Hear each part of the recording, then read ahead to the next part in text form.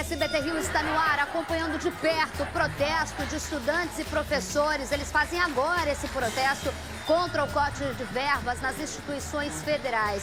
A manifestação acontece em frente ao Colégio Militar na Tijuca. Está aí a imagem onde o presidente Jair Bolsonaro participa de uma solenidade. Essas são as imagens da chegada do presidente Jair Bolsonaro. Está aí dentro do Colégio Militar durante toda a manhã. E o protesto que segue lá, a gente está acompanhando não só com imagens desde as primeiras horas dessa manifestação, como também ao vivo. Daqui a pouco a gente te mostra. Solta a buzina. A gente está chegando com muita informação, credibilidade, o jornalismo na veia, aquele que você confia. Simbora que tem muito mais.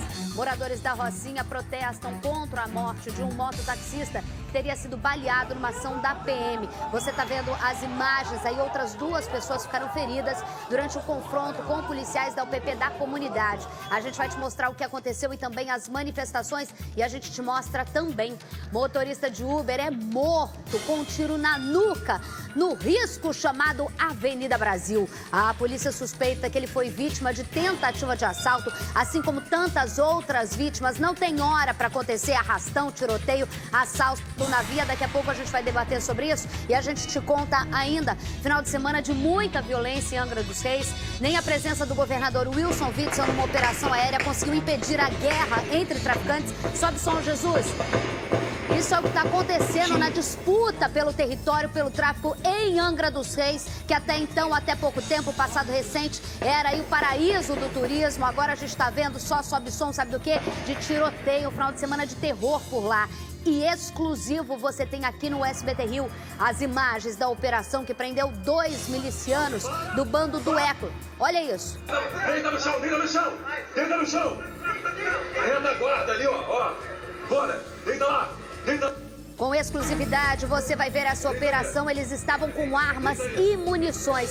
Faz o seguinte, com essa imagem exclusiva do SBT Rio, eu vou para um rápido intervalo, mas não saia daí, que a gente volta já, 11h39.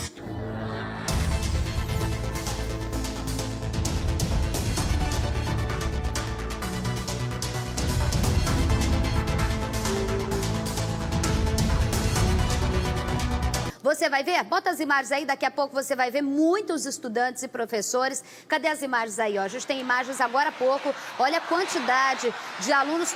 Sobe o som aí, por favor, Jesus, ó. A quantidade de gente, muita gente no protesto contra o corte de verbas nas instituições federais. Essa manifestação ainda acontece em frente ao Colégio Militar da Tijuca, onde o presidente Jair Bolsonaro participa de uma solenidade. Daqui a pouco a gente vai ao vivo lá com mais informações. Quem é o repórter que está ao vivo lá, Humberto? A Paty Hadley está acompanhando. Você vê aí, ó, a polícia acompanhou de perto e essas são imagens da chegada do presidente Jair Bolsonaro ao Colégio Militar na Tijuca, tá? O governador do Rio de Janeiro, Wilson Witzel, participou de uma operação da Polícia Civil nesse final de semana para identificar regiões dominadas pelo crime em Angra dos Reis, aqui no litoral sul do estado. Ninguém foi preso e nenhum material foi apreendido. Veja.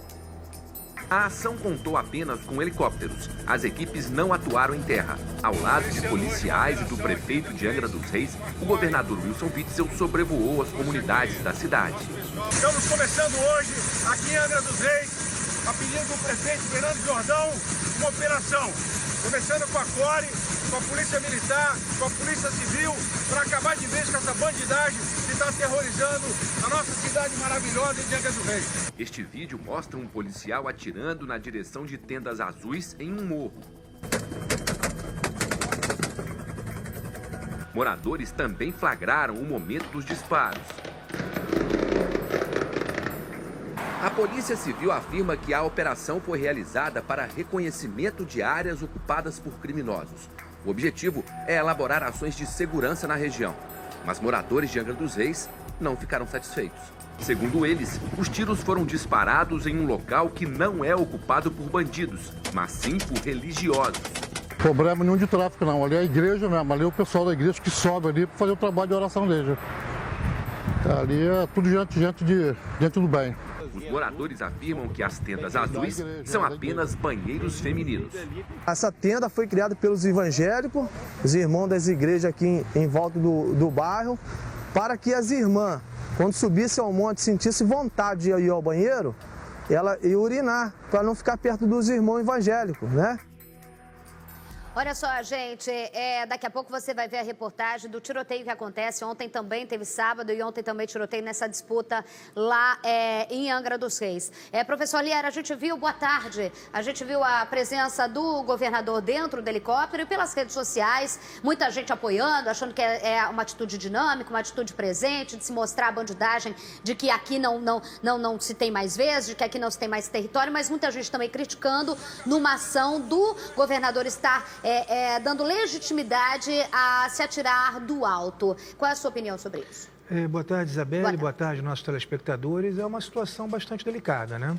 Porque, por um lado, a gente sabe que o governador Wilson Witzel vem conseguindo, segundo números recentemente divulgados, auferir êxitos, né, na sua política de segurança pública. Mas nós sabemos que a figura institucional do governador, né, ela exige uma certa reserva e um certo pudor, como nós já tivemos a oportunidade de comentar aqui na semana passada.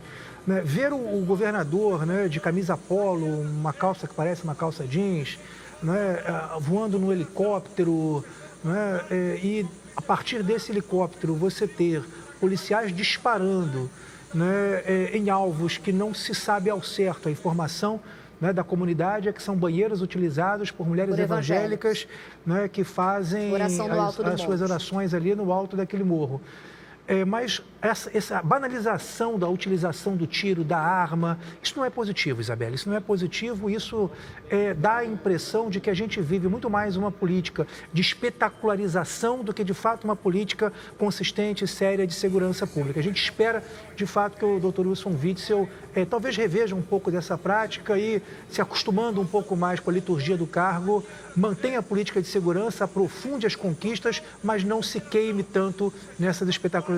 A Associação Nacional e Internacional da Imprensa vai apurar a conduta do governador em Angra dos Reis. Ex-aliado e agora desafeto de Wilson Witzel, o advogado Luiz Carlos Azenha, disse que também deve levar o caso para a Comissão de Direitos Humanos da Ordem dos Advogados do Brasil, tá bom?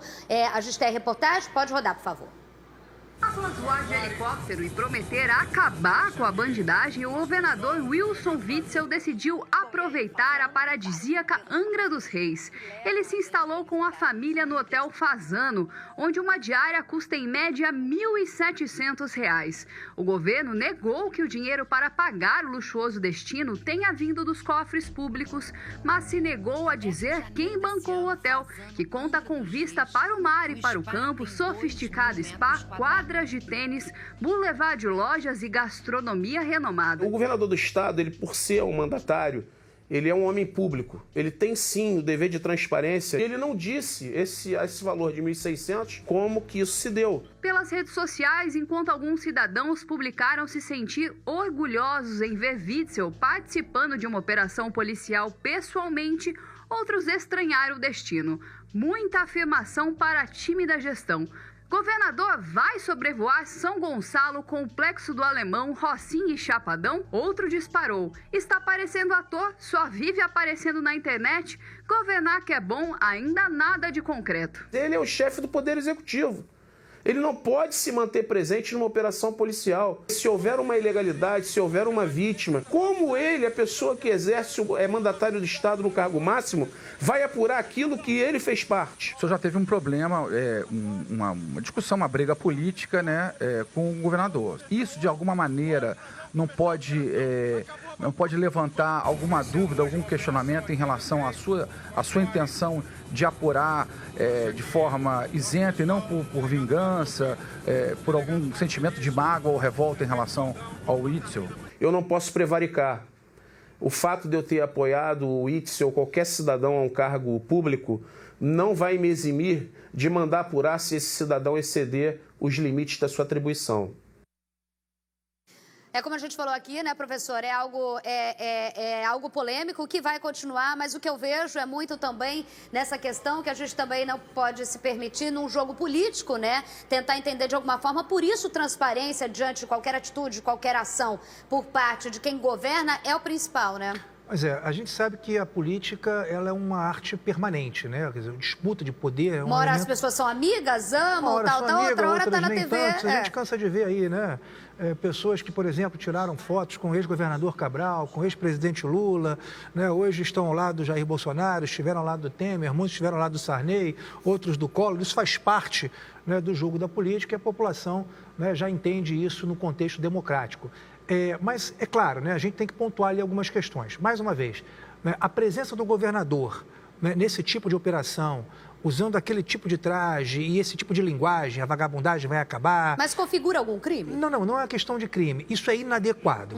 Né? Isso é inadequado porque o governador é o chefe do Poder Executivo em nível estadual, né? E ele é uma instância que deve ser preservada, né? Como a matéria muito bem pontuou. Se acontece, por exemplo, um crime nesse contexto, né, como ficará a presença, né, do governador ali inserido? Então, a gente tem que ter esse cuidado. Por um outro lado, a gente também não pode utilizar os mecanismos sociais, né, como mecanismos de vendetta política. Sim. Então, dizer, eu vou mandar apurar, né, que a OAB apure, que a Comissão de Direitos Humanos, que é comandada hoje no Rio de Janeiro pelo doutor Álvaro Quintão, né, vá fazer porque alguém mandou. Não é verdade. Né? A OAB não se presta a esse tipo de papel. A interesses particulares. Não se presta a interesses particulares, não se presta a esse tipo de papel, não se presta a essa disputa comezinha, né, da política que faz parte, que existe, mas que nós devemos aqui informar ao cidadão que as instituições democráticas não podem ser utilizadas para isso. E eu tenho certeza, na OAB não serão, o doutor Álvaro Quintão não permitirá que isso aconteça. Vamos mostrar primeiro, vamos mostrar antes de chamar a Paty ao vivo, ela tá pronta lá? Bota a imagem, Paty, aí você tá ao vivo. Antes de eu te chamar, segura aí, bota a imagem da quantidade de pessoas aí, ó, essa imagem, valeu, gente. Essa é a imagem da quantidade de pessoas no protesto contra o corte, 30% de corte nas instituições federais, nas instituições públicas, protesto de alunos, professores, e a Paty está agora ao vivo do chão, mostrando pra gente esse protesto em frente ao Colégio Militar. Começou em frente ao Colégio Militar. Onde você está agora, Paty? Boa tarde. Oi, Isabelle, boa tarde. Estou em frente ao Colégio Militar, tá? O protesto, na verdade, ele já terminou, as pessoas estão se desmobilizando, mas muita gente continua aqui em frente ao colégio, até para fazer, né, essa manifestação, esse corte na educação em relação às instituições federais. O Matheus vai falar um pouquinho aqui pra gente, né, Matheus, desse movimento e como é que tá a questão dos estudantes em relação a esse corte na educação. Boa tarde, Matheus. Primeiro me apresentar, né? Me chamo Matheus e sou presidente da União Estadual dos Estudantes Secundaristas. E dizer que esse ato foi puxado pelos grêmios estudantis do CP2, de diversas localidades, de outras escolas federais, como a FRJ, a F Fluminense e Cefet, um ato contra os cortes na educação. Porque achamos que hoje cortar 30%, onde o próprio diretor-geral do CP2 anuncia fechamento da rede, uma escola que é mais de centenária, tem mais de 200 anos, uma escola que contribuiu muito para o nosso país, é um absurdo, é um grande retrocesso da educação. Hoje, quando a gente debate educação brasileira, a gente debate sobre investimento. Nossa escola está sem professor, sem alimentação, sem manejão, e querem cortar mais ainda. Essa escola que queremos. E por último, gostaria de passar a fala para uma estudante do CP2, do Grêmio do CP2, Larissa, aqui do CP2 Tijuca. Vem, Larissa. Olha só, enquanto isso, Gonzaga, vai mostrando aqui o pessoal, ó, a educação não é esmola, Barro Búrdia, presidente da República, não ao corte de verbas. Fala, Larissa. Boa tarde, meu nome é Larissa. Então, eu queria frisar principalmente que todos os alunos estão aqui, e é uma luta dos pais, dos alunos, tanto das universidades federais quanto das instituições federais também, porque esse corte, gente, ele representa muita coisa, sabe? O nosso presidente, ele fala tanto sobre educação, sobre... Outro dia ele postou assim, sobre a faculdade de medicina, engenharia e direito. Pretendo fazer medicina. Meu colégio vai parar de funcionar por conta do corte. O reitor declarou que se o Pedro II tiver esse corte de 36%, vai parar o funcionamento da escola. E aí, como é que fica? Então, os eleitores dele não queriam mudar a sociedade, não queriam mudar a educação? Tá mudando, para pior, sabe? A gente está regredindo cada vez mais. A verba na educação, a educação é a base para tudo. Na educação começa tudo. Quando ele corta isso, ele desola, sabe? Ele desola todo o nosso pensamento, toda a nossa força que a gente tem para fazer alguma mudança no Brasil. E, assim, é muito triste pensar que eu estou num colégio que vai parar de funcionar porque não tem dinheiro, porque ele promoveu esse corte. E também talvez eu não vá para a faculdade. Talvez todos os meus amigos que estão aqui não tenham oportunidade de ir para uma faculdade. E ainda que a gente vá, se já está ruim agora, imagina com isso. Imagina como é que vai ficar a situação. Isso que eu ia comentar. As instituições federais, as universidades, Isabelle, sempre sofreram muito, né, com o orçamento, né? Todo ano o orçamento sendo reduzido. Eu estudei, me formei numa universidade federal e a gente tinha muitas dificuldades, isso lá no ano 2000. Então agora, em 2019, a gente está falando em corte, né, e não investimento. Realmente causa uma revolta em toda a sociedade, principalmente para essa galera aqui, ó, pessoal estudante que está começando aí. O primeiro estudante falou muito rápido. Professor. Você que é professor, conhece a realidade, principalmente das universidades federais aqui do Rio de Janeiro. O primeiro estudante falou muito. A gente estaria discutindo investimento, porque corte seria algo inadmissível diante de instituições que já sofrem. A gente não está falando só, quando fala de educação, as pessoas ficam pensando no ensinamento, que é uma preciosidade da gente. Mas a gente está falando de, por exemplo, universidades que têm hospitais que dependem de verbas, que tem população dependendo de verbas, e isso que causa, pelo menos a gente não entendendo ainda o que vai acontecer, o medo, né?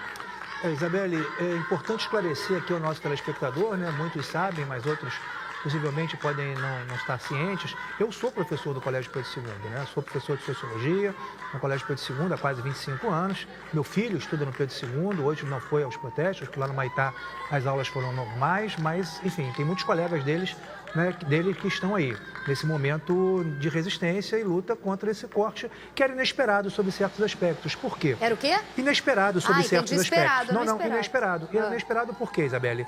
Porque o presidente Bolsonaro, desde a campanha, né, disse que ia priorizar a educação básica.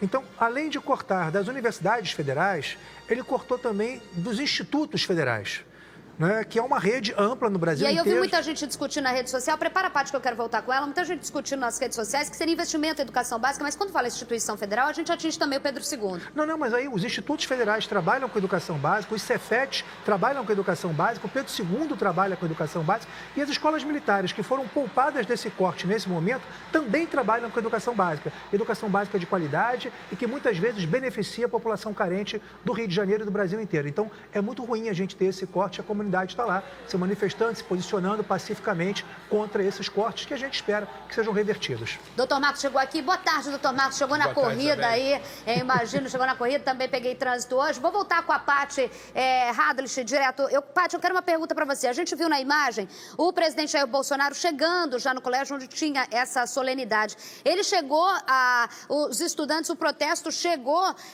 próximo, ele chegou a ver esse protesto do lado de fora aí? Olha, Isabelle, se o presidente não viu esse protesto, eu garanto para você que ele ouviu. Porque essa turma aqui fez muito barulho. Porque essa garotada aqui tá para ser ouvida e para falar desse absurdo, né, Isabelle? Não tem como a gente não se posicionar, até como jornalista. Corte em educação é uma coisa que a gente nunca vai defender. Eu, pelo menos, não vou fazer isso, né? Vamos ouvir aqui também mais um pessoal aqui no protesto.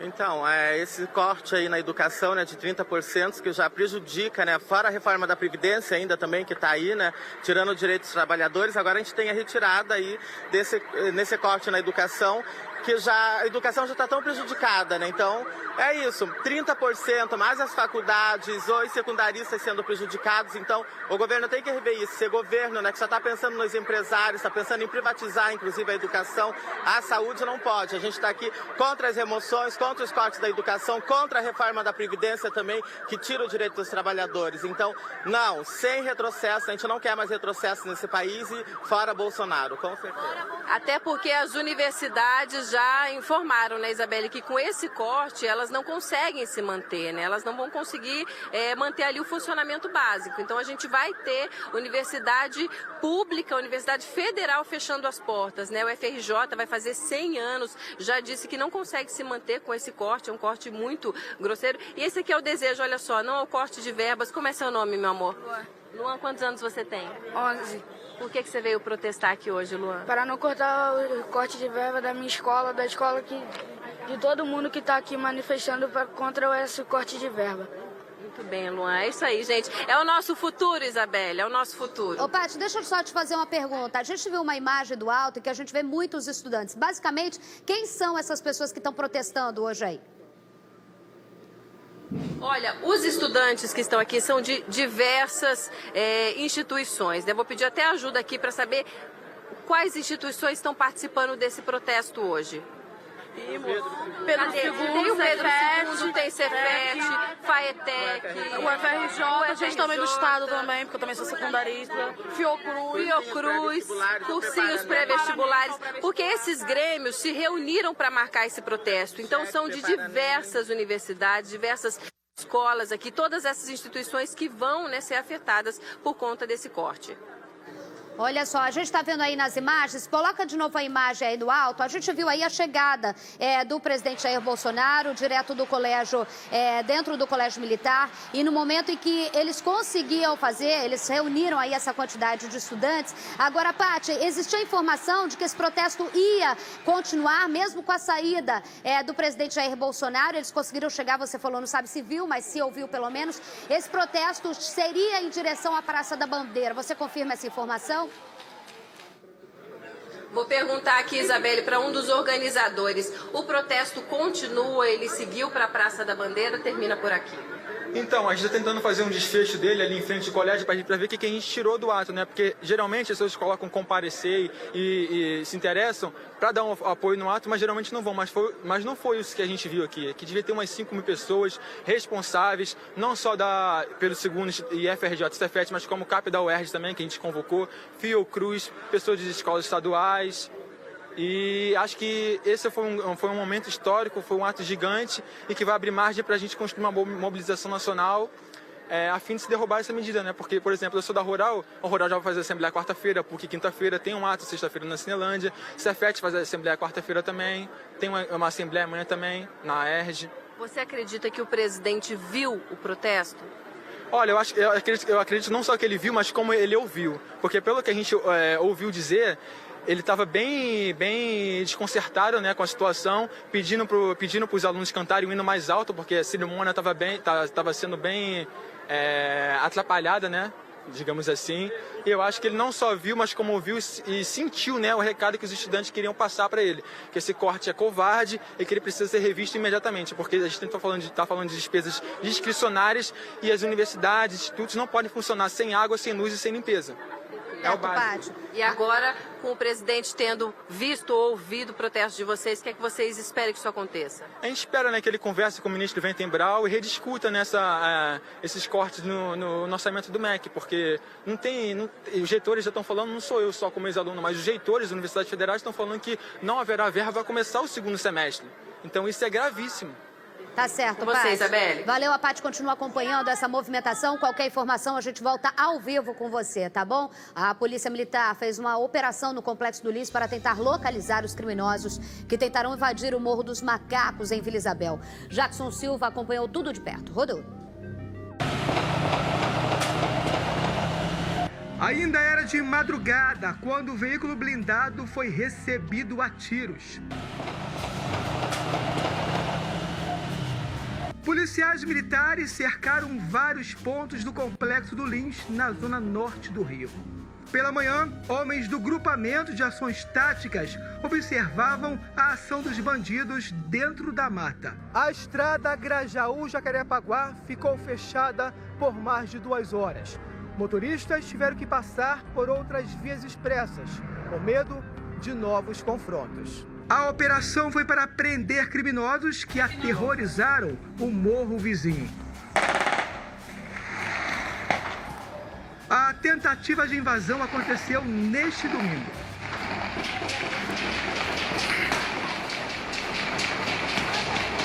Gente, é invasão, o Morro do Macaco está sendo invadido. Os caras do São João estão no lote e tá difícil a coisa, hein? Cuidado aí, gente. A área de Vila Isabel aqui, ó, sentido Jardim Zoológico, Engenho Novo aqui não passa não, que o negócio tá sério, hein?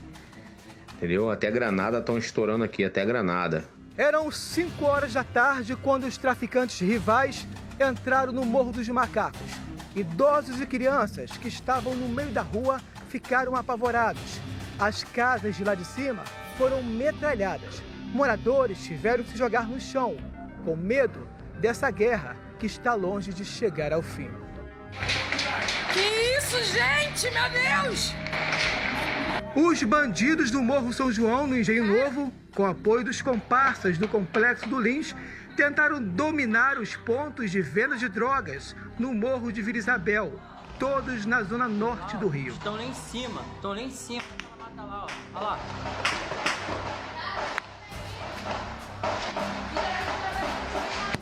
Olha lá, granada de novo lá, ó. Granada de novo.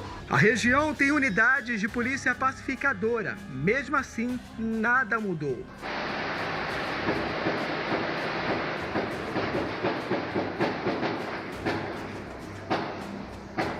Policiais militares fizeram um cinturão de segurança no entorno do Morro dos Macacos, mas o medo continua presente. Cadê os governantes, cara? Onde é que estão os governantes? Entra, sai e só tem ladrão.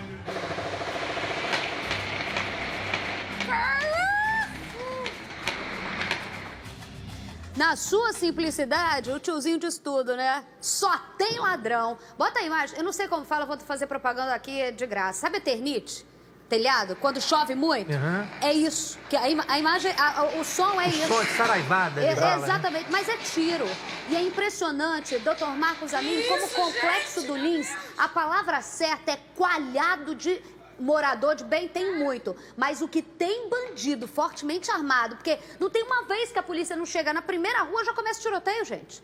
Sim, Isabelle, mais uma vez boa tarde, professor Iá, boa tarde a todos. Ali naquela região ali, na verdade, foi os traficantes ligados a uma facção criminosa que ficam homiziados ali no Morro do São João, que com a ajuda de alguns traficantes que eram da facção que hoje ainda domina o Morro dos Macacos e se transferiram para a facção ali do Morro do São João e estão invadindo periodicamente o Morro dos Macacos tentando tomar. Então essa guerra ali que já é antiga, Macacos, Encontro, né, São João, essa guerra que já é antiga entre facções retornou com força em razão dessa mudança de lado de alguns traficantes dos Morros dos Macacos para o pessoal ali do Morro de São João. E a gente está vendo aí nas imagens, quando ele fala assim, posso estar errado, quando você vê o morador filmando, que ele fala, olha lá, tem granada, estão atirando do alto, a gente sabe, quando está atirando do alto, não precisa o morador falar, é vagabundo que fica no alto soltando para baixo, né? A polícia muitas vezes não consegue, e às vezes a estratégia de recuar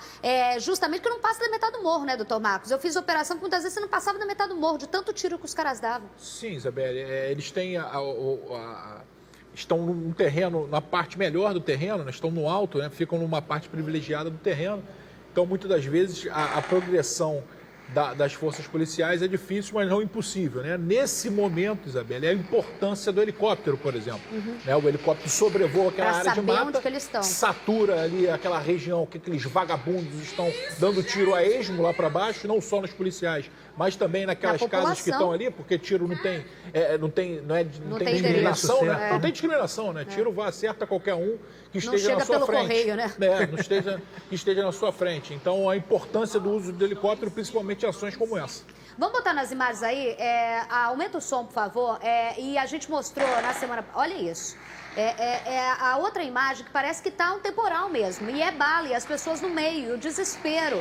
A Grajaú Jacarepaguá chegou a ser fechada, você vê aí, ó, é muito tiro que acaba tendo, e é uma região com grande dificuldade de você dominar esse espaço. Tem unidade de polícia pacificadora, mas a gente sabe, uma vez eu me lembro logo que estava no auge, que todo mundo acreditava nessa polícia pacificadora, se fez uma operação até junto do CEAP, porque se tinha informação de que você tinha diariamente recados dados para se atuar contra a polícia dentro do Complexo do Lins, doutor Marcos. Sim, uma mobilização que existe, Isabelle, não só no Complexo dos Lins, mas também no Complexo da Maré, no Complexo do Alemão. O narcotráfico está percebendo, como a milícia já faz muito, você vê que toda e qualquer ação da milícia tem uma mobilização em mídia social, tem uma mobilização junto à imprensa. Sim, para você poder fazer uma guerra de informação. O narcotráfico já percebeu isso e também faz. Há mobilizações no Complexo do Acari, no Complexo da Maré, no Complexo do Lins, para desmotivar, desvalorizar e deslegitimar ações do Estado e ações da polícia naquela região. E essa guerra de informação prejudica? Essa guerra de informação prejudica muito, Isabelle, que a gente perde parte da imprensa, a gente perde parte da sociedade, a gente perde algumas, opinião pública exatamente, algumas instituições que não estão lá no fronte, que acabam sendo levadas a erro por esse tipo de mobilização. Isso é uma mobilização antiga da milícia. A milícia já faz isso há mais de uma década. Desde a época do Jerominho e do Natalino. Se você perceber, na prisão do Jerominho e do Natalino, tem uma mobilização da população da região com cartazes. Mas agora se potencializa diante de uma internet exatamente, com a mídia social, com o WhatsApp, o fake news, uma mobilização que é feita principalmente nas mídias sociais, e o narcotráfico, percebendo isso, também está atuando nessa guerra de informações. Caraca, mas foi muito tiro, né, gente? Isabelle, meu pai do céu. Oi, professor. Detalhe, ali naquela região, além de ser uma região densamente povoada, né? A população, como você disse, aí, majoritariamente formada pela classe trabalhadora, a geografia estudantes, dificulta muito também, né? Ali tem o INCA, né? Que é o Instituto do Câncer, aquela unidade do INCA que fica ali, que muitas vezes, inclusive, é destinada para pessoas que conhecia, não. É o INCA, ali na Visconde Santa Isabel, você tem o INCA ali quase do lado do Horto Botânico, e aquela unidade do INCA, não exclusivamente, mas muitas vezes, aquele muro, se eu não me engano, ali deve ser o muro do INCA. Essa é a entrada, onde tinha outra delegacia, antiga delegacia. Eu não sabia que funcionava INCA. É na entrada principal do morro. É para o pessoal de atendimento para cuidados paliativos. Não sabia, não. Pessoas que muitas vezes já estão desenganadas. Você imagina o sofrimento de alguém internado no INCA, nos seus familiares, além da população civil. Só para fazer esse registro aqui. Rapaz, 12h13, um motorista de Uber é morto dentro do carro. A polícia investiga o que realmente aconteceu. O perigo agora tem nome, né? Avenida Brasil. A hipótese mais provável é a tentativa de assalto. Caio Alex conta pra gente. Rodou. Avenida Brasil, altura de Irajá, zona norte do Rio, final da noite deste domingo. No carro, o corpo de um motorista do aplicativo Uber, Luiz Carlos Santos do Nascimento, de 44 anos. Ele foi assassinado a tiros. Testemunhas contaram aos PMs do batalhão de vias expressas que ouviram um disparo e o barulho do carro batendo. Eles viram 2 homens fugindo em direção à mata, às margens da Avenida Brasil. O caso está sendo investigado pela Delegacia de Homicídios da capital. O tiro teria partido de dentro do carro. Luiz Carlos trabalhava havia 2 anos como motorista de aplicativo. Antes de trabalhar como motorista de aplicativo, Luiz Carlos atuava como vigilante. É uma empresa de escolta armada. Segundo os amigos, ele decidiu mudar de profissão faz 2 anos por causa do crescimento da violência. O profissional era casado e pai de 2 filhos. E o corpo dele agora está aqui, no Instituto Médico Legal. Rapaz, o cara muda de profissão justamente pela falta de segurança e acaba morrendo numa avenida que era para ser uma das mais seguras, que é a Avenida Brasil, e que agora é endereço de perigo. Mas se eu fosse falar só dela, a gente está vendo as principais vias expressas do Rio de Janeiro coalhada de vagabundo, como eu falei agora do Complexo do Lins, mas não é. É o tipo de um vagabundo que vai, tenta sorte, faz o arrastão, volta para a comunidade e leva a vida do trabalhador. Qualquer momento, eu posso estar errada, doutor Marcos, que é o técnico da história, vai poder falar, mas em qualquer outra história, doutor Marcos, eu falaria, óbvio que a polícia vai investigar, um tiro na nuca e tudo mais. Mas na semana passada, você não estava aqui, um motorista que eu faço do palestra uma vez por mês de uma empresa, que me busca, me deixa em casa, ele tinha acabado de passar por um assalto na Avenida Brasil, ele me relatou o que ele passou, eu fiquei chocada. Ele falou que não é que o bandido chegou, perdeu, o bandido chegou e deu um jato de tiro no chão, 2 acertaram o carro dele, o carro da irmã na frente, na Avenida Brasil, e que ele falou que ele não teve tempo de dar alguma coisa.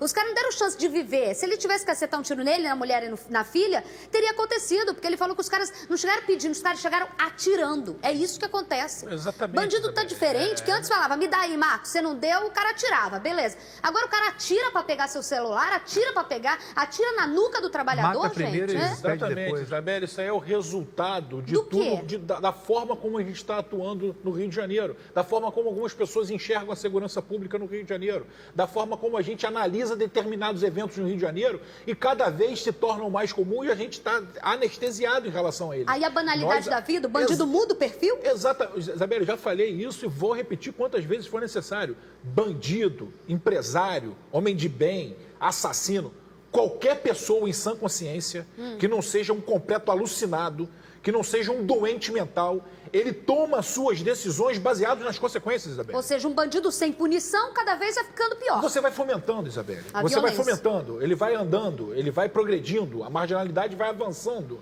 e você vai tratando isso com normalidade. A ponto de achar um absurdo a polícia abater um indivíduo de uma aeronave que esteja armado de fuzil. Achar que a aeronave que é errada. Achar que é errado o uso da aeronave e não o vagabundo da de fuzil. Ele não está com uma pistola dissimulada na bermuda, Isabelle, com a camisa por cima. Ele está com um fuzil à mostra de todos, à luz do dia, no meio da população de bem. No caso desse relato, para confirmar, era um de pistola e outro de fuzil. Não sei como era nesse do Uber aí. A pessoa sai e você percebe uma coisa, Isabelle, um fuzil no mercado negro, por mais barato que seja, sai de 30 a 35 mil reais. É muita grana, né, gente? Ele sai para roubar. Ele nunca vai conseguir fazer 30, 35 mil reais. No celular, Isabelle. não? Nunca, nem num carro, não. Isabelle. É alugado, né? Nem num carro. Não, eles saem justamente para enfrentar a força policial, Isabelle. Não tem, então, não ele dá não para ter coerência enfrentando o cidadão de bem, porque o cidadão de bem está desarmado. Se ele tiver com um revólver, ele já rende um cidadão de bem. Ele sai para enfrentar uma guarnição da PM. Ele sai para enfrentar uma patamo da PM. Então ele sai de fuzil. Ele sai para guerrear. Ele sai pronto pro tiroteio. Ele sai para matar. Para matar o policial. E as pessoas agem com normalidade. Acham que isso é normalidade. Mas aí eu fico mais impressionada, porque assim, se eu tô lá, tem o cara de polícia, o cara vem me assaltar e acha que eu vou atirar nele, tal, atirou, é óbvio que já é surreal e tal. Mas o que eu fiquei impressionada com o relato, e provavelmente é um motorista de Uber, seja o que for, a gente falou esses dias, você tava aqui comigo, o cara deu um tiro no peito do taxista. Sim. Porque taxista num carro amarelo, entendeu? Tipo assim, a banalidade do cara, assim, ó, não sei o que é, ele não quer roubar, mas ele quer roubar vida. Ele quer roubar a vida. Né? A ordem de parada que não é respeitada, então ele atira porque ele é a ordem, né? Ele se acha... Assustador, gente. Exatamente, ele se coloca no lugar de autoridade, faz coisas que nem o Estado, nem ao Estado é permitido fazer. Né? E as pessoas tratam isso com normalidade. Análise de segurança pública como se vivêssemos na Suécia. Meu Deus. Como se vivêssemos na Noruega. E assim vai progredindo no Rio de Janeiro, Isabelle. Assim vai progredindo a criminalidade no Rio de Janeiro. Até onde isso vai dar? Até o momento que o cidadão de bem, né? Aquele cara que perde um filho, que perde um pai, né? Se vê não representado pelas forças de segurança e passar a fazer uma autotutela. Aí partimos para um estado de vandalismo total. É para isso que nós estamos aqui, para impedir isso. É a segurança, né, Marcos? É a barreira, né? É a barreira, exatamente, Isabelle, é a barreira. A milícia faz, e nós exatamente, é o papel que a milícia faz. Por isso que a milícia faz, por isso que a milícia é tão aceita. Não, é tão aceita pela sociedade. Né? Por isso que parte da sociedade aceita a milícia. É exatamente por isso. Você tem um vácuo, né? Uma impossibilidade do Estado atuar. Né? Muitas das vezes o Estado, quando atua, é ferozmente criticado. Né? Então você acaba achando normal uma atitude de bandido como a da milícia. É exatamente isso que o professor Lier falou. Então, nesses vácuos atuam não só o narcotráfico, atuam esses grupos paramilitares e nós vivemos nesse país de faz de contas que é o Rio de Janeiro. E não é a Avenida Suécia, né? Não é a Avenida Suíça, é a Avenida Brasil. A gente tem que perceber isso o quanto antes e apoiar as forças policiais. 12h20, ao vivo, quem está comigo agora, Humberto, é Caio Alex, você tinha falado, né? Caio Alex, moradores da Rocinha protestam contra a morte de um mototaxista que teria sido baleado numa ação da Polícia Militar. Outras 2 pessoas ficaram feridas durante um confronto com policiais da UPP da comunidade. O Caio tem as informações ao vivo. Primeiro, o que aconteceu, Caio? Teve essa morte e depois teve o protesto, né? Explica pra gente, que tá um pouco confusa essa história. Boa tarde. Boa tarde, Isabelle Benito. Boa tarde a todos. Tudo começou ontem à noite. Primeiro, uma viatura da UPP da Rocinha passava na parte da Estrada da Gávea quando teria sido atacado por bandidos armados. E o cabo Anderson, da UPP da Rocinha, ficou ferido e foi levado para o hospital. Minutos depois, a polícia, fazendo um cerco ali naquela região, se deparou com um rapaz que estaria armado com 2 pistolas. Foi nesse momento aí que a polícia militar teria atirado. Nesses tiros que foram disparados, a polícia disse que houve troca de tiros. 3 pessoas foram baleadas. Uma delas no peito, o Josileno Soares da Silva, de 28 anos, acabou morrendo no local. Um outro rapaz, também mototaxista, identificado como Will, foi baleado no peito e um passageiro baleado na boca. Esses 2 foram levados para o hospital. O Will corre risco de morrer, já que o tiro atingiu ali, como eu te disse, o peito e também o abdômen. Na manhã de hoje, aí sim, foi realizada uma grande manifestação dos mototaxistas aqui no local, que afirmaram, Isabelle, que essas vítimas não têm qualquer tipo de envolvimento com o tráfico de drogas e deixaram também claro que quem teria atirado foi a polícia militar e deixaram claro também que não houve troca de tiros. Nós conversamos aqui com o Júlio César, um dos representantes dos mototaxistas que trabalham dentro da Rocinha diariamente. Vamos ouvir o que ele disse do que aconteceu aqui dentro da comunidade. Roda, por favor. A atitude que eles tomaram foi totalmente errada, por isso que houve esse protesto, entendeu? Porque eles chegaram atirando, não teve troca de tiro. Eles deram vários tiros lá, pegou na casa de morador, a moça quase perdeu a filha dela lá, tá desesperada lá. Foi muito tiro. O queixada, que era um mototáxi, entendeu? É um garoto bem trabalhador mesmo, bem considerado, todo mundo gosta dele. O garoto já tá aí 1 ano trabalhando no mototáxi, entendeu? Aí perdeu sua vida aí, ó, deixou uma criança de 10 meses, entendeu? Pô, mó tristeza. A gente tá tudo de luta aqui. Ao contrário do que outras vezes a gente sempre vê, de um lado, a população fazendo protesto, ou algumas vezes falando em relação que tem que se apurar e tudo mais, e que a gente sempre defende, que tem que ter uma investigação para saber exatamente tudo mais, a polícia dessa vez não afirmou que ele era bandido. A polícia diz que vai investigar o que teria acontecido e não afirmou que o mototaxista era ligado ao crime organizado. Aí houve esse protesto. Querendo ou não, a gente fala de uma Rocinha que a gente fica falando tanto de São Gonçalo, professor, e ali ainda continua algo completamente estável, a bandidagem tomando conta, não sei se tem briga ainda, depois vou perguntar para o Amin quem que tá lá, mas é uma Rocinha em que confronto, a gente mostrou, tem 3 semanas, quando um policial passou e deram um tiro nas costas dele, que a gente tinha as imagens até do socorro, um desespero total aqui. Pois é, a gente sabe que segurança pública é uma atribuição do governo do estado, né, e subsidiariamente do governo federal, não do município. Mas nós comentávamos aqui em off, né, que o prefeito fez uma reforma ali de fachada na primeira linha de casas na Rocinha e nada mais aconteceu. Isso é uma metáfora daquilo que vem acontecendo nas próprias políticas de segurança pública, né? A gente sabe que as políticas não são efetivas e muitas vezes penalizam aquele que eventualmente é um trabalhador. Então é importante que a polícia investigue, né, diga de fato, esclareça de fato o que aconteceu e puna os responsáveis. É isso que a gente espera, é isso que a gente quer que realmente aconteça, Isabelle. Principalmente, doutor Marcos, nesse caso da apuração, saber se tinha ligação e realmente quem atirou nesse caso. São 2 investigações aí por parte da polícia. A Polícia Militar faz a apuração dela também, que isso que é a nota que ela mandou. Mas realmente se existia ou não, quem está falando a verdade, a própria polícia não falou que ele era bandido, falou que vai investigar o caso, que ainda não tem essa informação. No caso da Polícia Militar faz São 2, né? A apuração disciplinar, né? Uhum. Se há alguma falta disciplinar, a parte criminal fica com a Polícia Civil. A gente precisa saber, primeiro, né, se houver ligação, Isabelle, se há motivo, né, mesmo que haja ligação dele com o narcotráfico, por exemplo, né, uma hipótese, se há motivo dele ser neutralizado. Então são coisas completamente diferentes. Então a gente precisa saber primeiro o que ocorreu. Entendi. Se ele estava ali oferecendo alguma resistência. Independentemente de ligação Independentemente de ser narcotraficante ou não. Entendi. Estava ali oferecendo porque é traficante. Sim, exatamente. Né? Não há sentença de morte no Brasil. Então a gente precisa saber o que há naquele momento. Né? Reconstituir os fatos. Ver o que aconteceu. Qual era a posição dele ali e qual era a participação dele naquele cenário. Entendi. Daí, sim, essa é a primeira investigação. Essa é a primeira investigação, a participação dele naquele cenário. A participação dele era passiva, independentemente de quem ele era. A gente investiga fatos. Entendi. Né? A participação dele era passiva. Então, quem atirou? Quem atirou responderá por homicídio. Uhum. Então, independentemente de ser policial ou narcotraficante. Como a gente sabe, o Estado age de acordo com a lei. E assim deve fazer. Então, por isso que a Polícia Militar já não cravou que ele era traficante ou que eles participavam do tiroteio. É preciso averiguar, é preciso investigar para aí sim dar a resposta do que realmente aconteceu. Vou voltar com o Caio Alex. Tem informação sobre o enterro, não é, Caio? Já tem horário, né?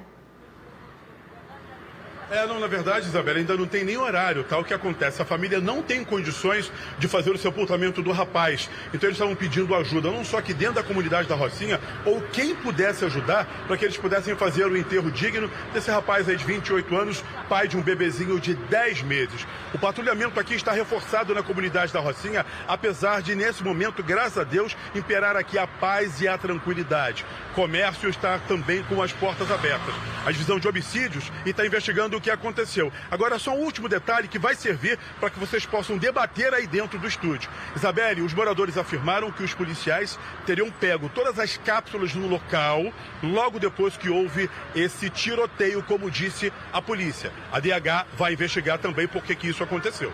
Com você, Isabelle. Daqui a pouco eu volto nesse assunto, eu volto a falar com você sobre esse caso e vou tirar essa dúvida aqui com o Dr. Marcos, tá? Segura aí, Caio, porque agora a gente vai falar de São Gonçalo. A violência que não dá trégua. No domingo houve pânico durante um arrastão na BR-101. Já é o segundo caso de roubo na região em menos de 12 horas. E ontem o policial militar foi baleado durante um tiroteio no bairro Trindade. Veja na reportagem dele, Caio Alex. Rodou.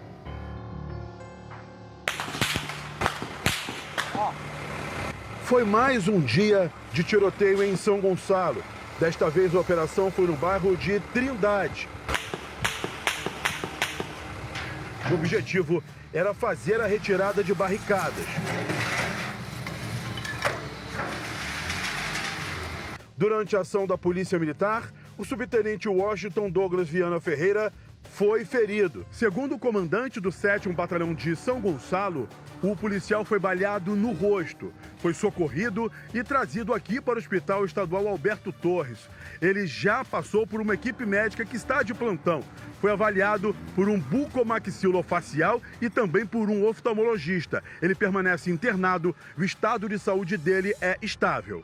Na manhã deste domingo, criminosos fortemente armados fizeram arrastão na BR-101, na altura do Portão do Rosa. Houve pânico dos motoristas que presenciaram o ataque dos bandidos. Os carros voltando na contramão aí, ó, todo mundo voltando. O negócio tá feio, hein? Cerca de 12 horas antes, na noite de sábado, houve mais um ato de criminosos na BR-101. Hugo dos Anjos Ribeiro, de 15 anos, morador de Madureira, na zona norte do Rio, foi baleado durante um assalto. De acordo com a Polícia Rodoviária Federal, o jovem estava com os pais em um dos veículos que foram roubados na via. Na fuga, os assaltantes atiraram e o adolescente foi atingido no braço. Ele foi socorrido e trazido aqui para o Pronto Socorro Central de São Gonçalo. Depois de medicado, foi liberado. Neste domingo, viaturas do Batalhão de Choque reforçavam o policiamento no centro de São Gonçalo. No dia 30 de abril, Marli Pereira Tecla, de 65 anos, foi morta ao ser atingida por um tiro na cabeça. Ela estava do lado de fora de casa, no bairro Mutuaguaçu, e foi atingida por uma bala perdida. Nas últimas semanas, São Gonçalo tem sido palco de uma guerra entre traficantes. No Complexo do Salgueiro, o clima ainda é de tensão. No dia 25 de abril, o traficante Antônio Rosário, conhecido como Schumacher, foi assassinado pelo traficante Thomas Jason Gomes Vieira, o 2N. 2N teria fugido da comunidade a mando da facção criminosa. O Disque Denúncia oferece recompensa por informações que levem ao criminoso. Agora, doutor Marcos acabou de corrigir, é 3N mesmo? São farroneses, Que a gente ficou na dor. Aquele dia eu nem entendi quando a gente botou 3, eu não tinha entendido nada, não entendi nada. Agora, a pergunta aqui é a seguinte, doutor Marcos Amin, o que está acontecendo em São Gonçalo, pelo amor de Deus, não acaba? Isabelle, houve uma migração não só desse traficante que se auto-intitula 2N, 3N, o Escambau 4 agora que ele é. Então, junto com ele, alguns traficantes que eram do círculo mais próximo dele se migraram para outra facção criminosa e agora está tendo uma rearrumação daquela localidade, né? Mas rearrumação com guerra, né? É óbvio, né? Rearrumação com guerra, né? São grupos paralelos ao Estado, armados com armas de guerra, né? Então, o confronto vai ocorrer nessas regiões onde está sendo disputada. O Jardim Mirambi, por exemplo, houve mudança de facção, né? Ele era ADA, né? Para a gente falar os nomes para a gente. Eu detesto falar o nome desses vagabundos, mas para o público poder entender. Lá atrás era ADA, né? O pessoal do ANAI ali tomou, virou Comando Vermelho e agora daqueles responsáveis por essa tomada para Comando Vermelho pulou junto com 2N, com 3N, né? com o Jason e agora tomou para o terceiro comando puro, para o TCP. Então vai haver uma reorganização naquela geografia de comunidades ali de São Gonçalo, inclusive, Isabel, para fazer bases para poder tomar o Complexo do Salgueiro. Porque o Complexo do Salgueiro ainda é Comando Vermelho. Aí o bicho vai tornar de vez. Pode ter certeza que eles estão fazendo isso, né? Tomando mais comunidades para, assim, você abrigar mais gente da facção criminosa de outros lugares. Sim, de outros lugares, né? Vem gente do Rio de Janeiro para São Gonçalo, ter mais espaço para eles ficarem, né? Porque as comunidades de São Gonçalo, elas são pequenas, muitas delas têm asfalto, circulam ônibus, como o caso do Anaia. O Jardim Catarina até mesmo. Jardim Catarina. É o exemplo claro disso. Então, ali eles têm mais base para poder reunir um grupo grande e poder, assim, retornar, né, fazer o Jason retornar ao Complexo do Salgueiro, hoje pertencendo a outra facção. Agora, BR-101, pelo amor de Deus, gente, não dá. A gente vê sempre arrastão por lá, a gente vê sempre, ontem colocaram no grupo aí, falaram, essa imagem é velha, não, essa imagem é de hoje, não dá. E outra informação ali, muita gente, pelo amor de Deus, se você quer vestir o seu nariz de palhaço, o problema é teu. Alguns vagabundos ali estão sequestrando o ônibus, cerca de 18 linhas, e estão falando que morador não pode pagar e tapam com adesivo a câmera de dentro do ônibus. Muita gente fala, ai, que bonzinho o traficante, né? Morador andando. Você é idiota, você acha que o empresário vai bancar essa? O morador, o trabalhador de bem, simplesmente ele vai ficar sem a linha de ônibus, vão tirar a linha de ônibus. Num lugar civilizado, se tem um serviço que se paga, tem que se pagar pela história. Morador de bem vai ficar sem o ônibus, porque vagabundo não pega ônibus, aliás, pega pra roubar celular e dinheiro do trabalhador, tá bom? Então para de ser, né? Para de ser tonto. A palavra é essa, meio de 33. Um radialista que estava desaparecido foi encontrado baleado na UTI de um hospital do Salgado Filho, né, gente, aqui. Ele sofreu uma tentativa de assalto quando voltava para casa, depois de sair do trabalho. Vejam. Pincel. Uma voz conhecida. E todos em Alto Longá, Piauí, povo ligado na melodia. Que temporariamente se silenciou. E foi a falta de notícias a maior angústia. Amigos e parentes ficaram desesperados. Eu sei que todos os dias por volta de meia-noite, meia-noite e 10 é o horário que o Gustavo está chegando em casa. Nesse dia ele não chegou, demorou muito para chegar. E quando foi por volta de umas 2 da manhã eu comecei a fazer as ligações e ele não me respondia mais. O radialista Gustavo de Moraes, de 59 anos, estava desaparecido desde a última quinta-feira à noite. Ele havia acabado de sair da rádio em que trabalha, na Barra da Tijuca, zona oeste do Rio. Gustavo ia para casa de ônibus, passava aqui pela linha amarela, quando, segundo a polícia militar, 2 homens armados que estavam no veículo anunciaram o assalto. Na confusão, Gustavo foi baleado no olho e no abdômen.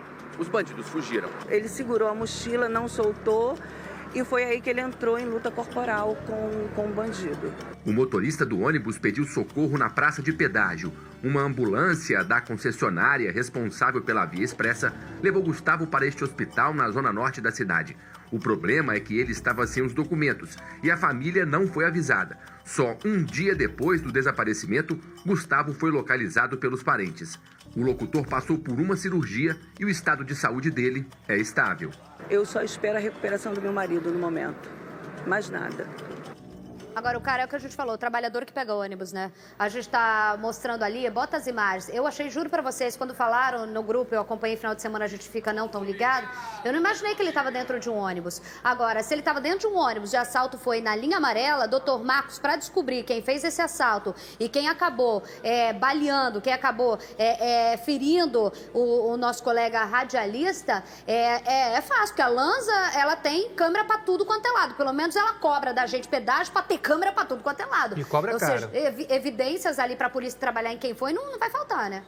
Isabelle, esse tipo de ação, né, a Lanza, a Ponte Rio-Niterói, ou qualquer outra dessas concessionárias, dessas vias que são monitoradas por concessionárias, né, quando o indivíduo ele vê uma ação como essa, né, ele tem que imediatamente comunicar. Avisar. Comunicar, isso é óbvio. Ele não pode esperar que a polícia provoque. Ele não é poder judiciário, ele não tem o princípio da inércia. Ele tem a obrigação de atuar como concessionária. Né? Isso acontece, por exemplo, no CISP de Niterói. Né? Eu fui fazer uma visita lá, o responsável lá teve a coragem de falar para mim que as imagens ficam armazenadas para que a polícia solicite. Não, meu amigo, não tem que solicitar. Vocês não são poder judiciário. Né? Tem que enviar. O princípio da inércia é uma característica do Poder Judiciário, vocês não são juízes. Vocês viram a ação, vocês têm obrigação, dever legal de mandar. Ainda mais que a gente mostrou ali, saindo do túnel, colado na praça de pedágio. Se duvidar, o cara viu com o olho. Exatamente. Olho nu. Ali daquela base ali do pedágio, se o cara está atento, ele vê o olho nu. Mesmo que não tenha visto, ele, vendo as imagens, ele tem a obrigação de gravar aquelas imagens, né, de tirar aquela parte daquela imagem e mandar para a delegacia da área. Agora, 12h36, o Beto tá gritando aqui, urgente agora para voltar com a Pauline Almeida, para ir com a Pauline Almeida, que não entrou ainda, que ela está no nosso plantão da redação. Boa tarde, Pauline, está tendo uma operação, já teriam 3 bandidos baleados. Onde que é essa operação, por favor? Boa tarde, Isabelle. Neste momento, uma operação da CORE, que é a Coordenadoria de Recursos Especiais, a tropa de elite da Polícia Civil, no Complexo da Maré.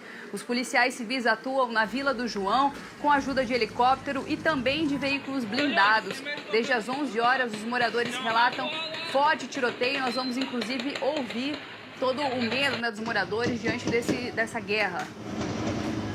Está vendo aí, ó? Essas são as imagens agora que estão chegando pra gente. Ó, ali na Vila do João, meninos, aí é bem próximo à linha amarela com a linha vermelha também, ó. A gente tá vendo, os dois estão olhando o celular. Por favor, olhem pra tela. Eu tô falando com vocês, os dois. Obrigada, agradeço a audiência aqui. A gente tá vendo ali, ó, é bem naquele reduto de escolas ali. A gente tá mostrando esse tiroteio, Vila do João, colado nas duas vias, amarela e vermelha agora. Operação, alguém falando alguma coisa com você aí, doutor Marcos? Alguma informação? Complexo da Maré, a gente sabe que, rapaz, operação ali é tiro pra mais de metro, né?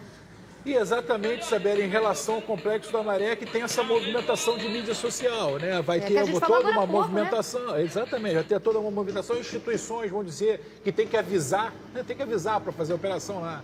Enfim, nós temos vários objetivos ali na Maré, a Desarme tem vários objetivos na Maré.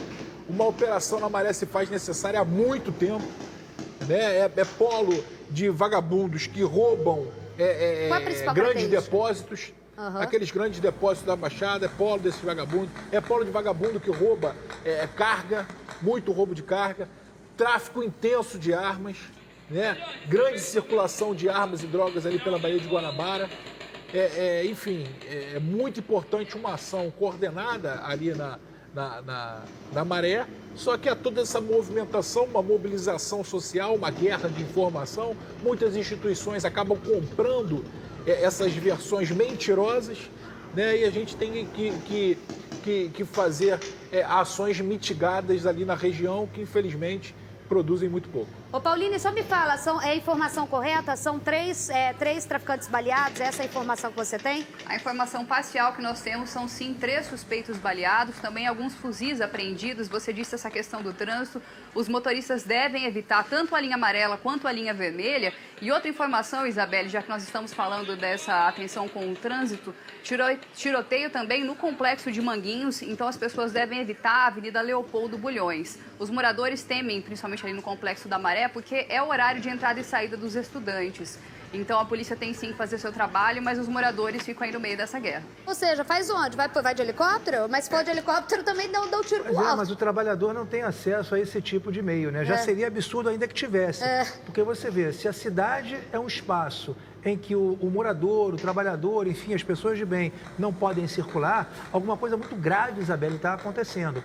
Né? Se o cara não pode passar pela linha amarela, se ele não pode passar pela linha vermelha, e como nós noticiávamos há pouco, também não pode passar pela Avenida Brasil, por onde ele vai passar? Eu ia falar, Avenida Brasil, mas caiu, meu filho, a roleta Pois a Brasil, então não tem para onde ir, né?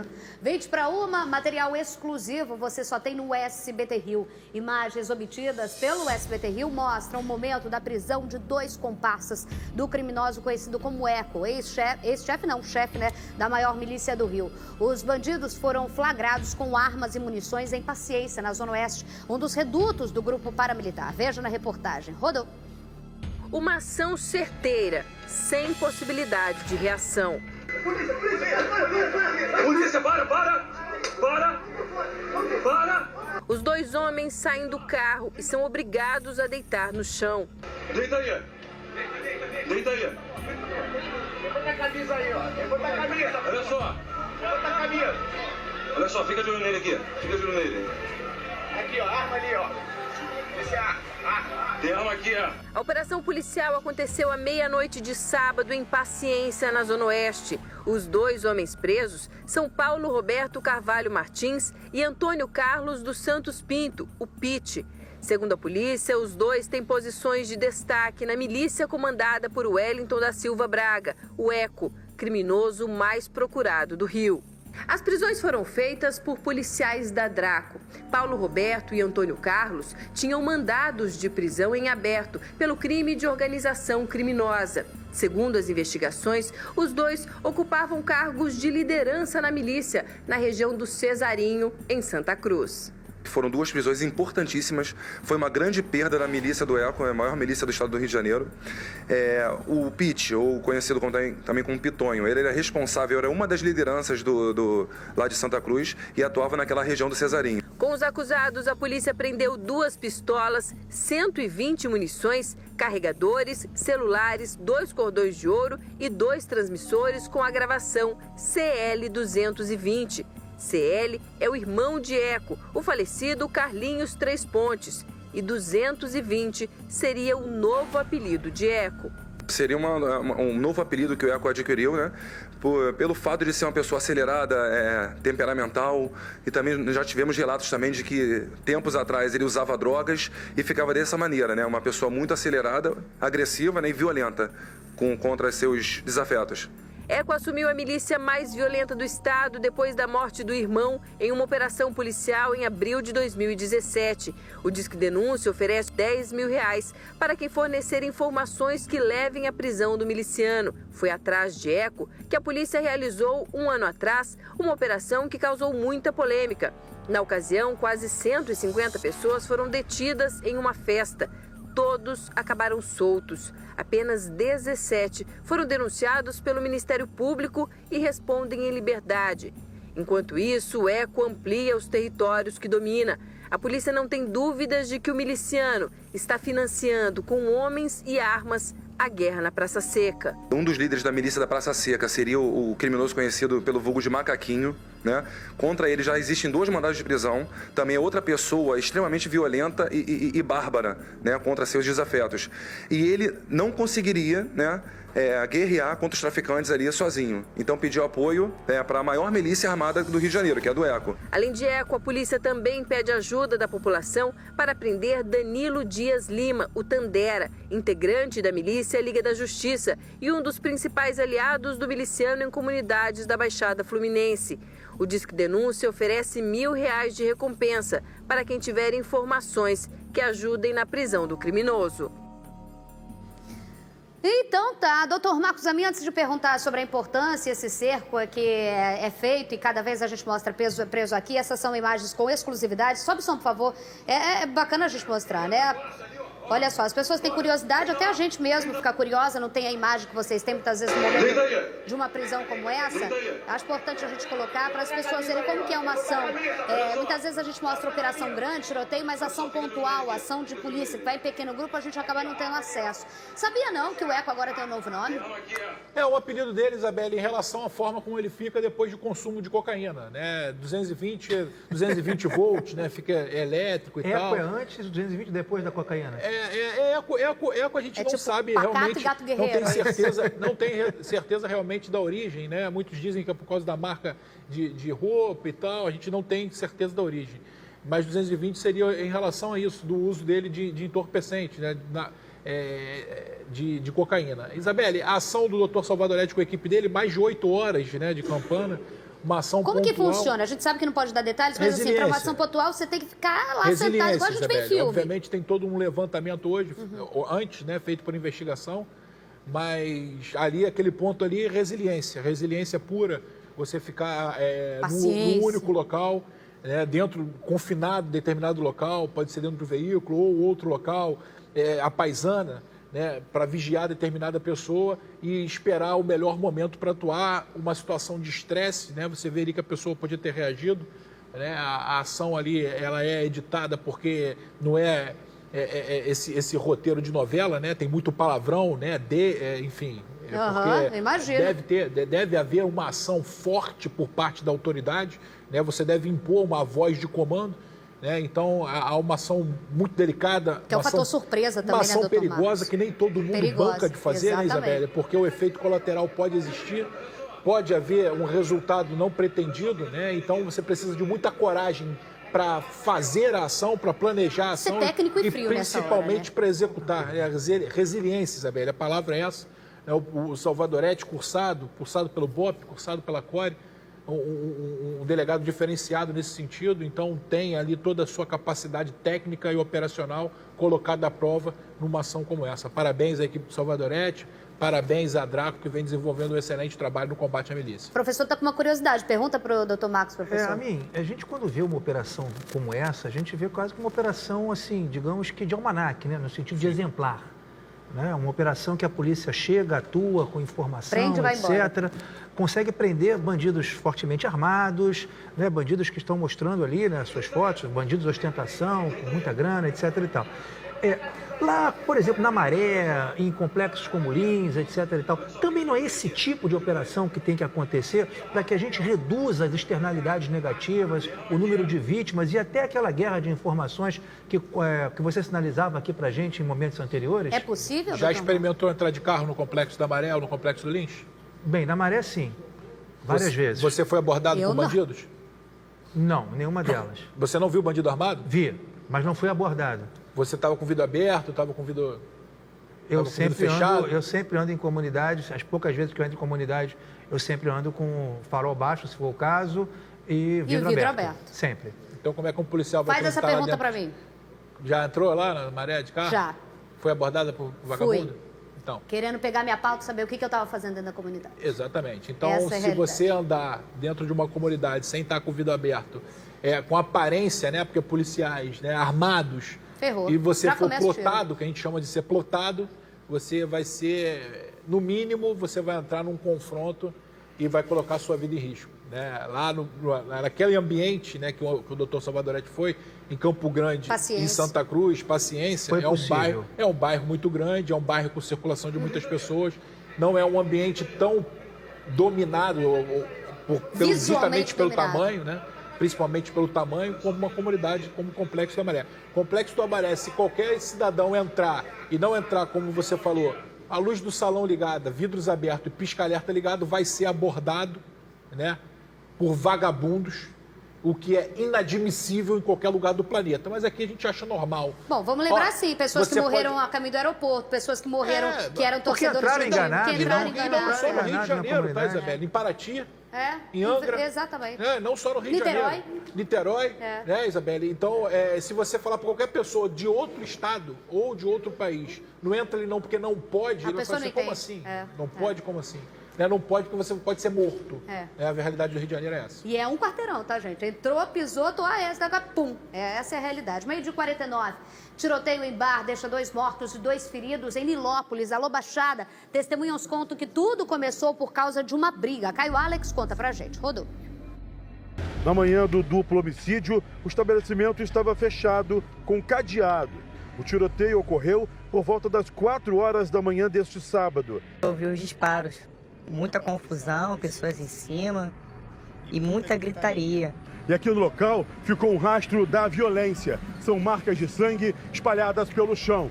2 pessoas que estavam aqui na rua morreram na hora. As vítimas fatais foram identificadas como Igor Batista de Araújo, de 18 anos, que levou um tiro no pescoço, e Ana Lúcia Neiva Carneiro, de 39 anos. O jovem Matheus Barcelos, de 19 anos, também foi baleado. Uma 4ª pessoa, segundo a Polícia Militar, também foi baleada de raspão e levada para o hospital. A DHBF já sabe que o alvo era o Igor Batista. Ele estava com a namorada. O casal teria se desentendido. A moça saiu do local e foi passando pelo meio da multidão. Foi aí que um homem passou a mão no cabelo dela. A jovem voltou, esse homem veio seguindo a moça. Quando chegou perto de Igor, perguntou se ele estava armado. Igor disse, naquele momento, que não. O rapaz pegou uma arma e atirou no jovem, que caiu no chão. Testemunhas que estavam no local afirmaram que Igor também estava armado. A arma dele desapareceu. Assim que teve os disparos, disseram que foi uma confusão que teve, pela redondeza mesmo. E o que os rapazes que deram disparo saíram, né, no meio da confusão e fugiram. Esse vídeo mostra como fica a rua em Nilópolis nos finais de semana. São milhares de pessoas bebendo uma cervejinha, curtindo músicas, se divertindo. A gente fica meio com receio de sair e não saber se vai voltar para casa ou não. 8 mortos e fuzil apreendido na Maré. Oi? Atualiza então, falando da Maré, doutor Marcos recebeu a informação que quer? 8 mortos e bastante fuzis apreendidos. Vamos daqui a pouco então voltar. 8 mortos então e fuzis apreendidos. A gente está atualizando, a Paulina está no ao vivo. Daqui a pouco a gente vai voltar a falar isso. Pessoal lá na correria, na apuração, na redação. Valeu, doutor Marcos. Agora, em relação a essa briga aí, briga de boteco, até no Anas Texas, da onde eu vim, tem. O problema é que você tem uma... É Anas Texas, gente. Lá é o Texas brasileiro. Vocês que não conhecem. Já que vocês forem lá, vocês vão ver.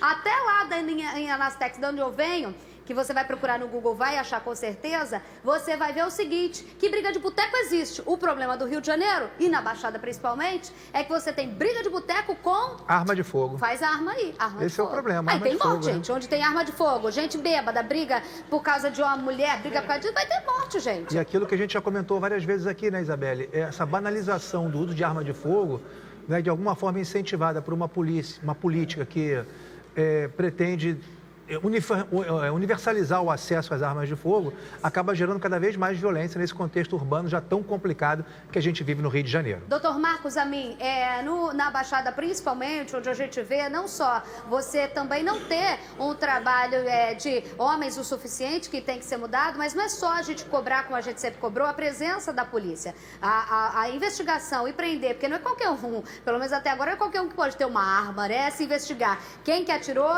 o que aconteceu e o que esse cara tá fazendo armado no meio de uma multidão, né?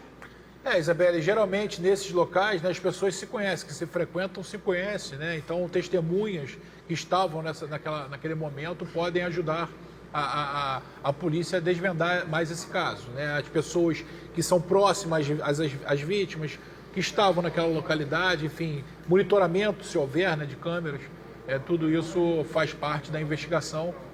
Tenho certeza que em breve, pelo menos a linha de investigação será já descoberta pela DH. 2253-1177. 2253-1177 é o número da polícia. O Anderson falou aqui que o povo vai achar que eu nasci nos Estados Unidos, né? Não. É melhor que os Estados Unidos, tá bem. Meio-dia 53, simbora. PMs acusados de sequestro e extorsão agora trabalham na Assembleia Legislativa do Rio. A gente tem a reportagem para vocês. Rodou. Com o slogan O Terror da Bandidagem, Mauro Bernardo do PROS conseguiu ser eleito deputado estadual. O subtenente aposentado da Polícia Militar é pai do também PM Bruno Bernardo, acusado de sequestrar e tentar extorquir um traficante junto do cabo Cristiano Gonçalves Rosa.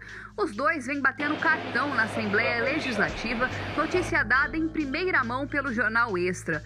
2 semanas após a eleição do subtenente Bernardo, o filho Bruno ganhou um cargo na Coordenadoria de Segurança da Alerj. Já em fevereiro, Cristiano Rosa passou a integrar o gabinete do deputado Doutor Serginho do PSL. Ambos de Cabo Frio, os parlamentares são amigos e costumam atuar juntos em pautas da região dos Lagos. Bruno Bernardo e Cristiano Rosa respondem na justiça por extorsão mediante sequestro e receptação. Em 2013, os dois foram flagrados por policiais militares de Cabo Frio em um carro de placas clonadas. Com ameaças de morte, eles teriam exigido dinheiro de Emerson de Souza, apontado como chefe do tráfico de drogas em algumas regiões de Arraial do Cabo. Os dois foram presos administrativamente, chegaram a ser expulsos da Polícia Militar, mas conseguiram na justiça o direito de voltarem à corporação e agora estão na Assembleia Legislativa do Rio de Janeiro. Os deputados Doutor Serginho e subtenente Bernardo defendem a presunção de inocência dos servidores, enquanto o processo corre na Justiça. Em março, o SBT mostrou com exclusividade que outro policial militar que responde na Justiça trabalha na Assembleia Legislativa do Rio de Janeiro. Acusado de assassinato, Gilcinei da Cunha Abreu, subtenente aposentado, é assessor do gabinete de Coronel Salema, do PSL. Ele vai a júri popular em outubro e alega que se trata de um auto de resistência, não um homicídio. Olha só, ninguém aqui está condenando ninguém, isso não é parte de nada. Mas assim, professor, a gente fala pelo menos pelo sim ou pelo não, esperar uma apuração de alguma forma, não é? Mesmo que investigação, não é a primeira vez que a gente fala disso. Isso é um dado muito ruim, né, para a Assembleia Legislativa do Rio de Janeiro, que já é uma casa tão marcada, né, pela questão da corrupção, pela questão, né, dos desvios de conduta de políticos, né, alguns dos seus ex-presidentes ainda estão presos, né, e nesse momento a gente assiste a uma situação como essa, né? Ex-policiais, na verdade, reintegrados, né, à PM por determinação judicial, acusados, veja bem, Isabelle, de extorsão, sequestro, clonagem de veículos. Quer dizer, é um conjunto de crimes bastante graves. Ainda que a gente aposte, devemos sempre apostar nisso, na presunção de inocência, só existe culpa a partir de sentença condenatória, né? E em particular, esse é o debate, né, transitado em julgado, que assim reza a Constituição, mas não é conveniente que na Casa de Representação Popular, que representantes democraticamente eleitos da sociedade alberguem em seus gabinetes pessoas com acusações tão graves e pesadas. Do ponto de vista ético, essa conduta é absolutamente reprovável, Isabelle. Nós vamos mostrar agora imagens da operação que acontece nesse momento no Complexo da Maré. Dr. Marcos estava aqui falando com a gente na apuração, 8 mortos, a gente tinha informação já da polícia de 3 baleados, e a gente está vendo aí a apreensão de fuzis. Na Maré, então, entrou pega fuzil fácil, né, doutor Marcos? Estou errada?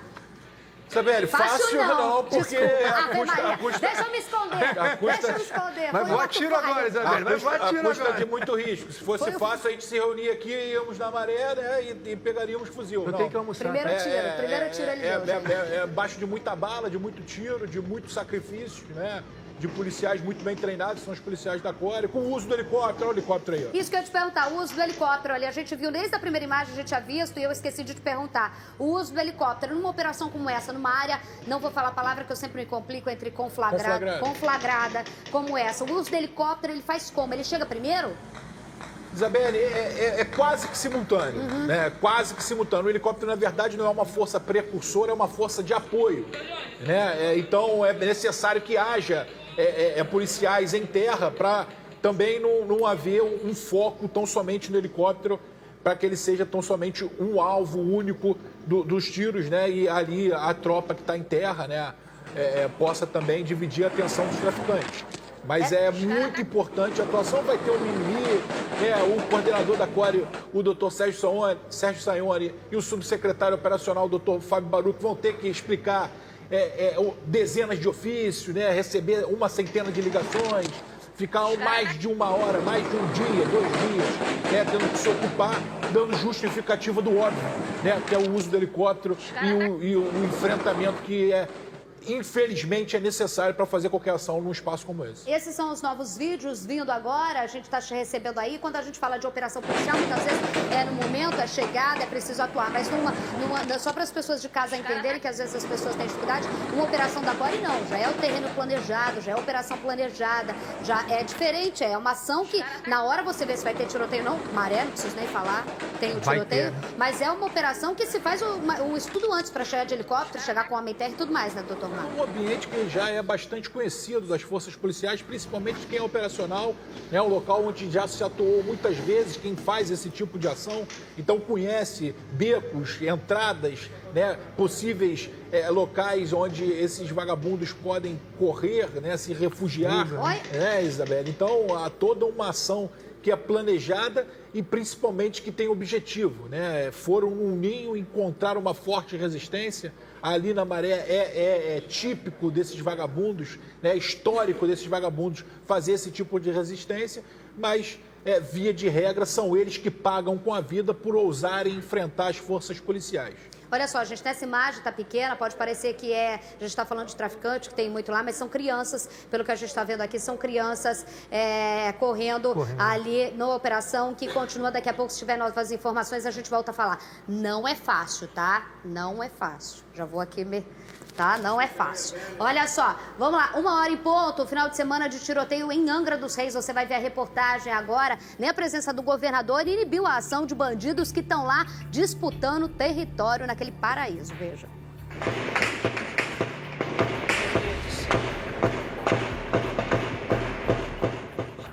Junto à gravação, na janela da casa, o desabafo. Meu Deus do céu, cara, olha isso. O vídeo vídeo gravado por moradores foi postado nas redes sociais como um pedido de socorro. O intenso tiroteio aconteceu em Sapinhatuba 1, em Angra dos Reis, no domingo, logo após a saída do governador Wilson Witzel da cidade. De acordo com a Polícia Militar, a troca de tiros teria sido entre facções rivais que lutam pelo controle de venda de drogas na região. A rodovia Rio Santos foi fechada por cerca de 20 minutos pela polícia. Muitos motoristas voltaram pela contramão. Hoje de manhã, policiais do Batalhão de Ação com Cães fizeram uma operação em Sapinhatuba. O morador perdeu a casa toda para eles, ó. Parece que até maquininha de cartão, só para vender droga. Não foi registrada nenhuma troca de tiros, mas o policiamento segue reforçado na região. Complicado. A gente falou de Angra dos Reis no começo do programa, né? Tamo de volta, tamo junto, igual, né? Não? Beijo pra quem? Beijo pra quem, professor? Eu vou deixar um beijo aqui pra dona Marisa Lopes, mãe do doutor Marquinho, lá do Davi Covitch Advogados Associados, e pro Macieira e toda a equipe aí do América, campeão do primeiro turno de equipe Master, né? Jogo de botão lá, equipe 12T. É isso aí, rapaziada. Grande Macieira, né? Dona Marisa Lopes, um abraço a todas. Doutor Marcos Amin. Vou desejar um beijo, um abraço a todos que mandaram mensagens, né? Dessa meu tempo de ausência, já voltei, estou de volta. Tá bem? Estou bem, já recuperado agora, porque eu percebi o quanto eu estava debilitado de saúde. E vou, só porque a gente estava falando em off, eu vou abrir um cursinho, tá? Do pessoal que gosta de falar igual a mim. Vou abrir um cursinho. Que aí fica mais legítimo, né? Falar igual a mim, assim, né? O pessoal que era em cima do muro e vai falando igual a mim. Falar igual a mim, igual a mim. Falar igual a mim ou a mim, né? Beijo. O pessoal que era em cima do muro e hoje tá se posicionando mais. Isso aí, legal. Parabéns. Tássius Veloso, da CBN, tá ouvindo a gente. Obrigada, colega. Um abraço. Muito obrigada pela audiência, tá? Eu vou ficando por aqui.